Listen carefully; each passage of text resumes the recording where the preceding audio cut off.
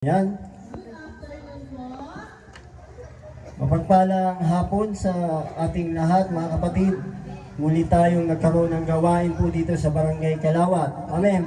At ako ay nagagalak at tayo ay may katulong na sa pagpapakilala kay Kristo. Amen. Dito sa ating barangay. Amen. Amen. Hindi po tayo, ang Maritugan po, ang UIC ay hindi po nakikipag kompetensya. Amen. Tayo ay naghahanap ng kaluluwa na maililigtas. Amen. At may papakilala sa kanila si Yesu Kristo. Amen. Hallelujah. Huwag tayo pong mag-distract kung ano pa man ang mga nangyayari sa ating paligid. Tayo ay magtuon sa ating dapat pagpupusan. Amen. Diyan sa mga sa labas, may bakante ba dito? Pasok po kayo. Lalo-lalo na yung mga ano dyan, yung madaling madistract. Ano, yung dito kayo, dili. Yan.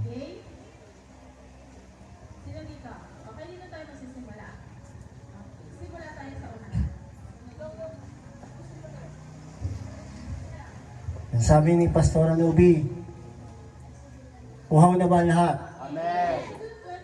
Uhaw sa salita ng ating Diyos na buhay. Amen. At hindi tayo mananawa, hindi tayo mapapagod. Sabi nga ni ang ating mahal na Apostle Mark, dapat itong linggong ito, itong araw na ito, ay talagang iaalay natin sa ating Diyos na buhay. Amen. Walang ibang pag-aalayan ang ating buhay sa oras na ito, sa araw na ito, kundi sa Kanya lamang. Amen.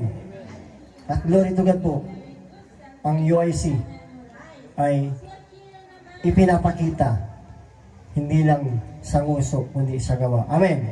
Patunayan po natin sa mga mukhang mga masisigla. Amen. Yan. Dapat wala akong makita dyan na nakakurundot. Amen. Amen. Yung makikita sa atin yung pag-ibig na sabi ni Apostol Mark kanina, tinuro, pag-ibig.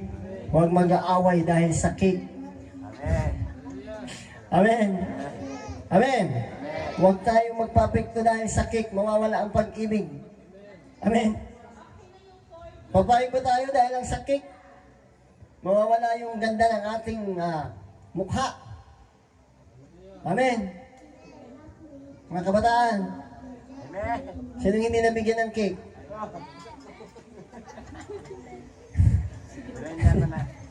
Amen. Ang bago po ang lahat, ako po ay mananalangin.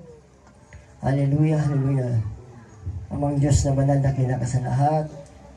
Panginoon, sa oras na ito, Panginoon, ako ay nagpapasalamat dahil binigyan mo po muli akong pagkakataon na makapagbahagi po ng iyong banal na salita at gamitin mo sa oras na ito ang aking buhay, ang aking bibig, Panginoon. Punan mo ng iyong mga salita na nanggagaling sa iyong banal na aklat, Panginoon. Hallelujah. Gamitin mo lamang ang aking boses, Panginoon, upang maihayag ang iyong nais iparating sa mga anak mong naririto. Hallelujah. Panginoon, alam po namin na ikaw po ang magbibigay ng proteksyon at mag-aalis po ng mga negatibo na maaaring makapag-distract. Alam po namin na ikaw po ang Diyos na nagbibigay ng proteksyon sa pamamagitan ng banal na dugo ng iyong anak na si Jesus. Ang gawain ito ay magiging pong matagumpay sa pangalan ng iyong anak na si Jesus. Ito po ang aking samot dalangin. Nagkakaisa po namin panalangin sa pangalan ng iyong anak na si Jesus. Amen.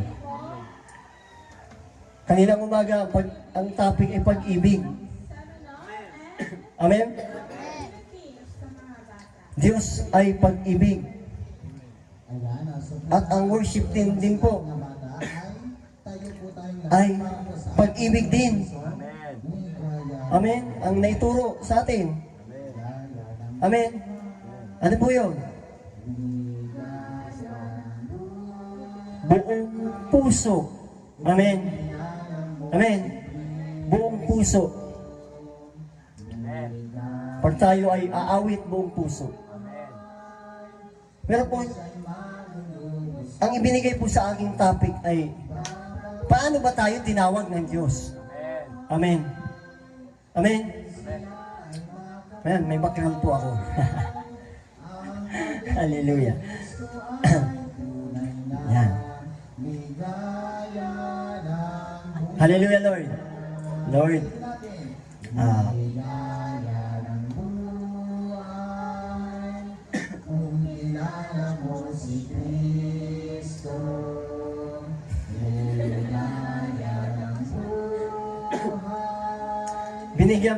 binigyan po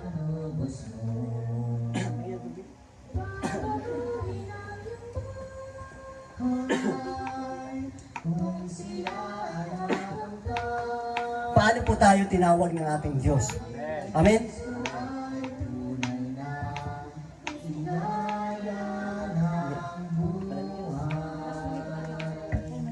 So, paano po tayo mananalangin? Paano nga po yung manalangin? Yan, ipikit po natin ang ating mga bata ating po tinatawag si Brother Dodong. Ulitin ko, paano po tayo tinawag ng ating Diyos? Amen. Pastor Jomer, paano ka ba tinawag? Ha? Di ba may ginamit? May ginamit na tao, sino po? Jeremy. Amen? Amen. Lahat po ng kabataan dito, paano kayo tinawag?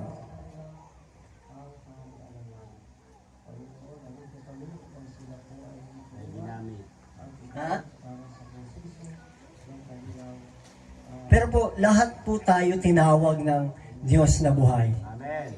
sa simbahang ito. Amen. Amen po ba? Amen. Tayo ay pinagtipon-tipon ng Diyos ng may purpose. Amen? Amen. Hindi lang po trip ng Diyos na pumunta ka doon kay Pastor Mark. Kailangan doon. Hindi. May purpose ka po. Ba't ka tinawag ng Diyos? Amen. Si Pastor Anobi, may purpose po yan bakit tinawag ng Diyos sa simbahang ito. At ano po yun? Lubusang magbago. Amen. Amen. Sa pamamagitan po ng buhay ni Apostle Mark, ginamit po siya ng Diyos natin upang Ito po at may magsiserve. ano po, maturuan May magbibigay po sa inyo ng pagkain. si Pastor Anobi Huwag na po kayo upang ng mga maturuan niya rin ang sarili niya, mapakita sa amin na talagang kung paano ang buhay na pagbabago. Amen. Kaya po, iba-iba pong uri ng pagtawag po sa atin. Amen. Hindi po pare-parehas. Amen po ba? po ng Amen. mga bata. Meron po ditong tinawag na pinadaan sa problema sa buhay. Amen. Mga katanungan sa buhay na curious. May ibang pagtawag. Amen. Amen. Na, kung kilala niyo po ba si Saul? Saul ba? Saul. Nung pagtawag kay Saulo, amen? Kilala niyo ba? Isa siyang manguusig. Amen? Isa siyang dakilang mag-uusig sa mga tagasunod kay Kristo. Tayo ba ay naging Saulo noong mga panahon na yun? Amen? Tayo ba ay naging Saulo? Aminin. Naging tumawa rin kayo.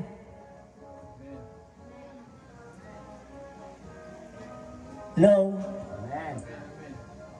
Tumawa rin kayo. Nung may nakikita kayong sumasayaw-sayaw dyan, tumatalon-talon, na parang baliw. Amen? Tayo po ay naging part din ng pag-uugali na Saulo. Tama ba? Amen. Naniniwala ba kayo doon? Naging pagkatao nyo rin yung pagkatao ni Saulo. Naging pagkatao din natin. Amen? Kahit si Pastor Mark. Amen po ba, Pastor Mark? Bago naging Pastor Mark yan, naging manguusig pa din yan. Ni Kristo. Amen. At kayo po, saksi nyo kung paano ako naging manguusig sa iglesyang ito. Amen. Pero paano po tinawag si Saulo? Amen. Buksan po natin sa Gawa, verse 9.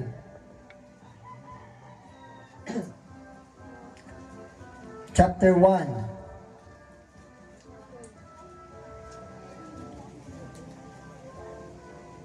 Tingnan po natin kung gaano siya kalupit na mang-usig sa ating Hesukristo.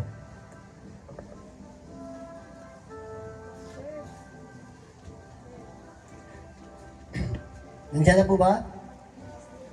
Pakisabi po ang title, kung ano po ang title nandiyan.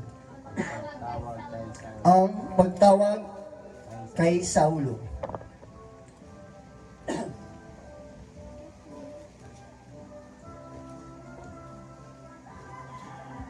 Hallelujah.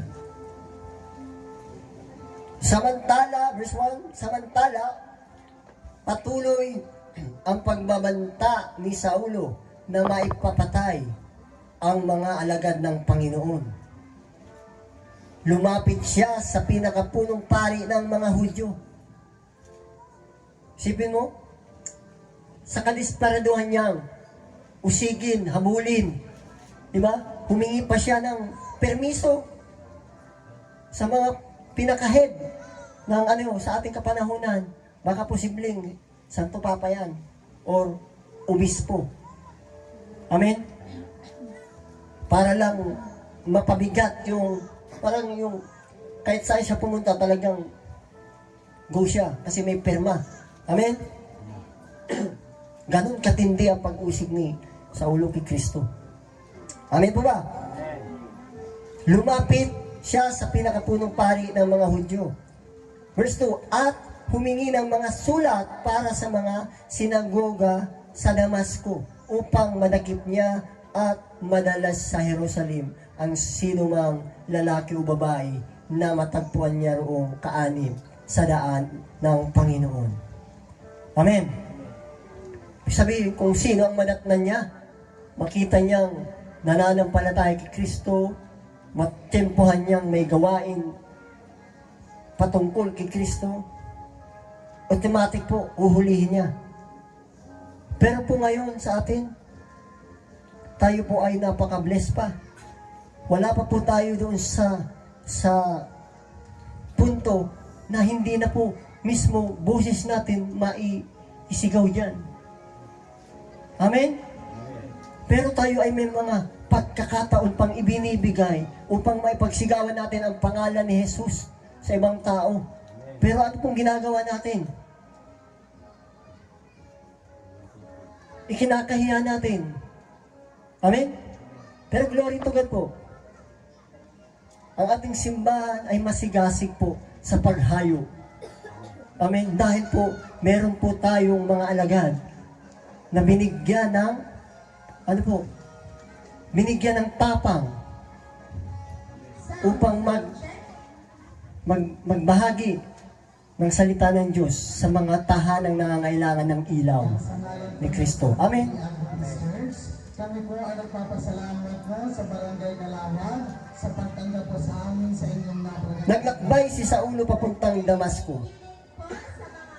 At nang siya'y malapit na sa lungsod, biglang kumislap sa paligid niya ang isang nakakasilaw na liwanag mula sa langit. Amen? Alam niyo po ba yung lahat po tayo pong mga Kristiyano, meron po tayong road to Damasco. Alam mo ba yun? Alam niyo po? Meron po tayo din na kung version ni Saulo na papunta siya ng Damasco, may nagpakita sa kanya ng liwanag. Eh tayo din po, may worship din po tayo sa panahon na ngayon na may road to Damasco rin ho tayong nangyari. Amen po ba? Habang inuusig natin si Kristo, pinagtatawanan natin ang mga gawain, eh, may road to Damasco din po tayo. May nasumpungan din po tayong kakaiba. Amen. And God bless po sa ating lahat. Amen po ba? Meron po tayong road to Damasco nangyari. Kung bakit tayo naririto ngayon. Amen. Kasi si Saul po, may road to Damasco. Papunta siyang Damasco, eh, pinakitaan siya ng isang liwanag. Amen. At yung liwanag na yun, doon nagsimula. Amen. Amen po ba? Ganun din po tayo.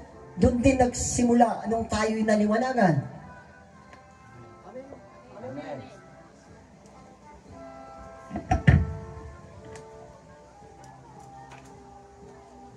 Doon din tayo nagsimula. No. Doon din tayo nagsimula. Nung tayo'y naliwanagan na. Diba? Hindi, diba? Tayo natulala. Amen. Na ganun na ba tayo? Ganun pala tayo. Kasama. Naliwanagan tayo. Amen po ba? Kasi si Saul po, akala niya tama po siya. Amen? Akala niya lahat ng ginagawa niya tama. Dahil po, hindi po lahat, siya po kasi religious siyang tao. Amen?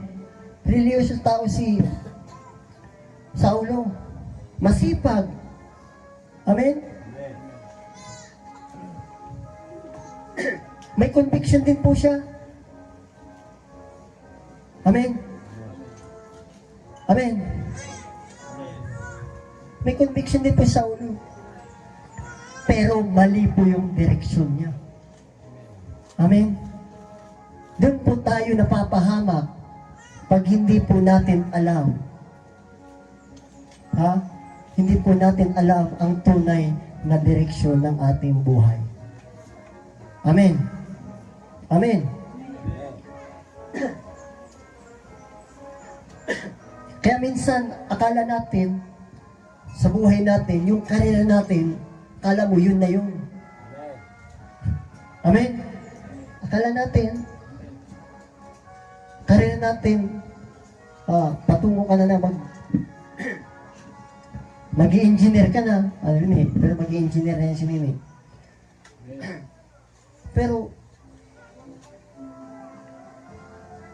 kalooban mo lang pala yun. Amen? May tendency mo gano'n, akala mo, kalooban mo, ay kalooban ng Diyos, yung kinakaloob mo. Yung parang ginugusto mo, akala mo, gusto rin ng Diyos. Pero, may iba din palang plano ang Diyos sa'yo. Ngunit, ano po, kulang ka sa tunay na direksyon. Amen?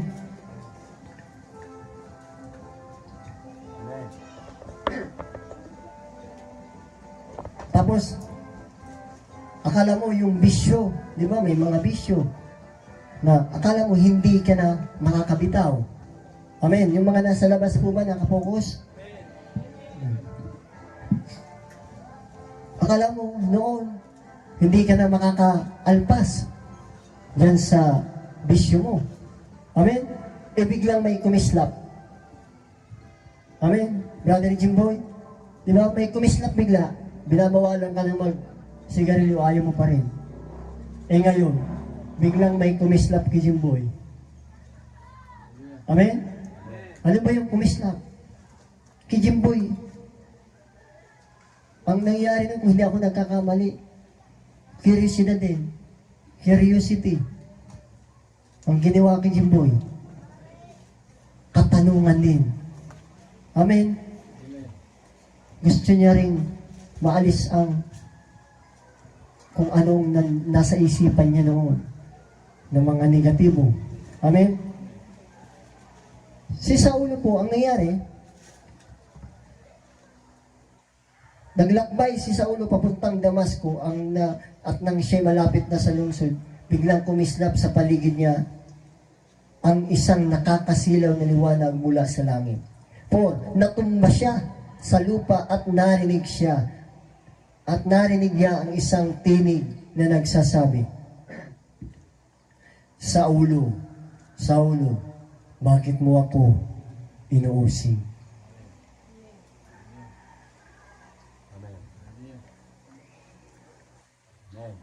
Amen?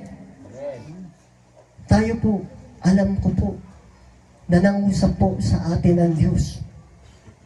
At narinig mo rin, Timothy,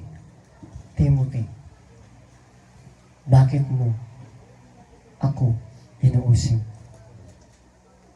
Bakit mo inuusig ang gawain para sa akin?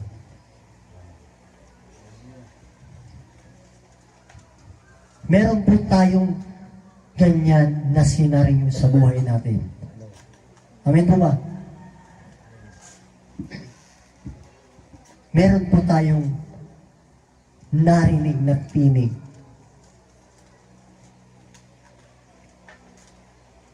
na Saulo, bakit mo ako inuusig? 5. Sino kayo, Panginoon? Tanong niya. Sumagot naman si Jesus, ako, si Jesus, ang iyong inuusig, tugon ng tinig sa kanya. Amen?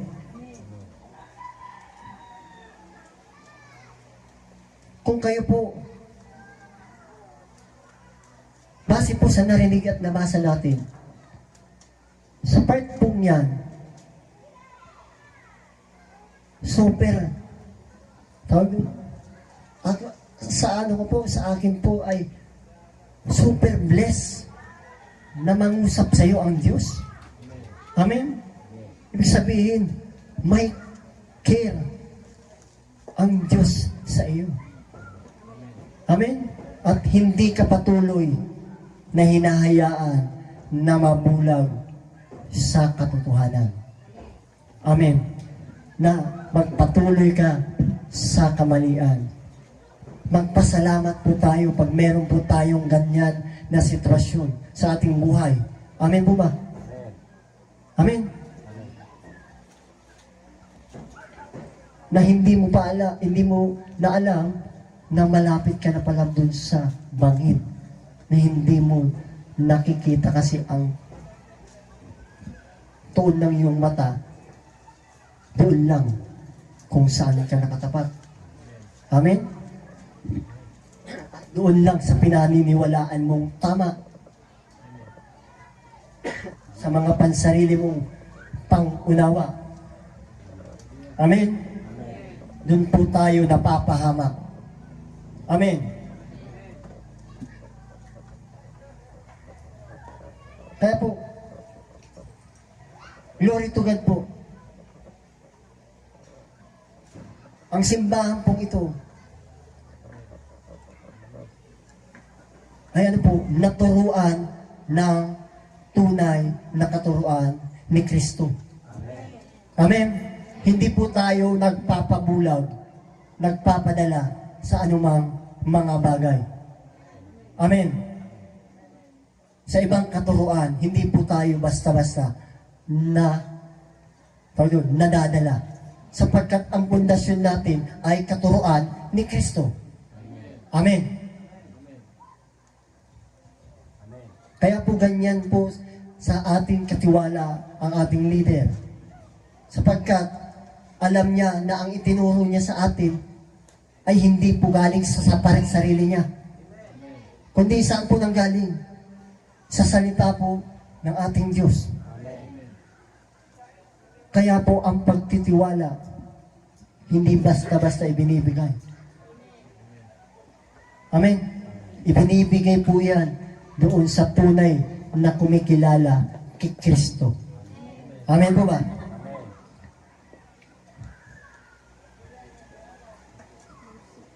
Verse 6, tumayo ka. Dito na, sino kayo, Panginoon? Tanong niya, ako si Jesus, ang iyong inuusig. Tugon ng tinig sa kanya, tumayo ka't pumasok sa lungsod at dooy sasabihin sa iyo kung ano ang dapat mong gawin. 7, natigilan at hindi makapagsalita ang mga kasama ni Saulo. Nang marinig nila ang tinig, ngunit wala naman silang makitang nagsasalita. Kung kayo po ang mga kasama ni Saulo, siguro po magtatakbuhan talaga po kayo. Amen? Amen? Kasi ang sasabihin nyo, multo. Multo. Diba? Amen? Amen. Pero si Saulo, nakita niya. Amen? Amen. Ang figura. Amen? Sa totoo lang, nakakaingit nga eh. Amen? Kasi, tingnan mo, mahal na mahal siya ng Diyos. Mismong sa kanya nagpakita. Amen? Bakit po? Pag pinagtunan ka ni Kristo, ibig sabihin, mismong sa iyo nagpakita, ibig sabihin, may mission ka para kay Kristo. Amen? Amen? Kaya po yung mga paatras o patakbo-takbo sa calling niya, huwag po tayong maging Jonas. Amen? Amen. Talagang hahabulin ka ng Kristo. Amen. Amen? Hindi ka po makakatakas sa Kanya. Amen? Anong ayaw mo? Lumapit ka dito, pumunta ka dito. Amen? Anong walang gasolina? Humingi ka nung kay Apostle Mark. Pinagpapala ko po yun. Pinagpapala ko yun. Humingi kayo doon. Amen? Amen.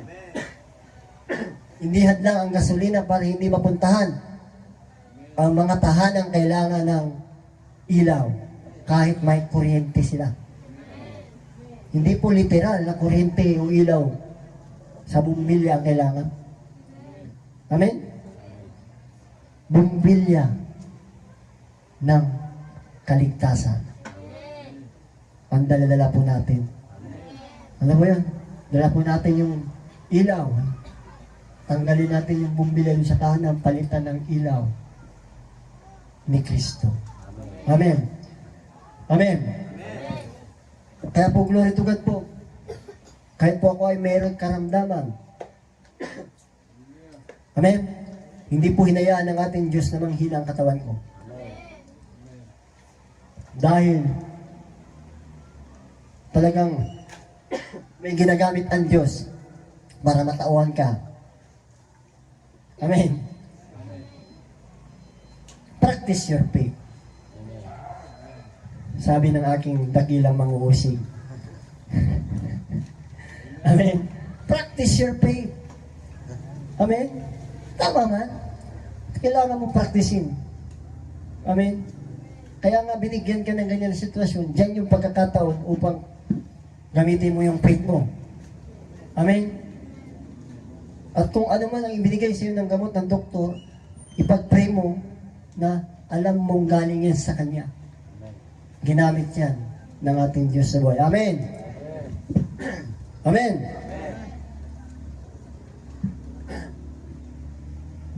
Amen. Amen.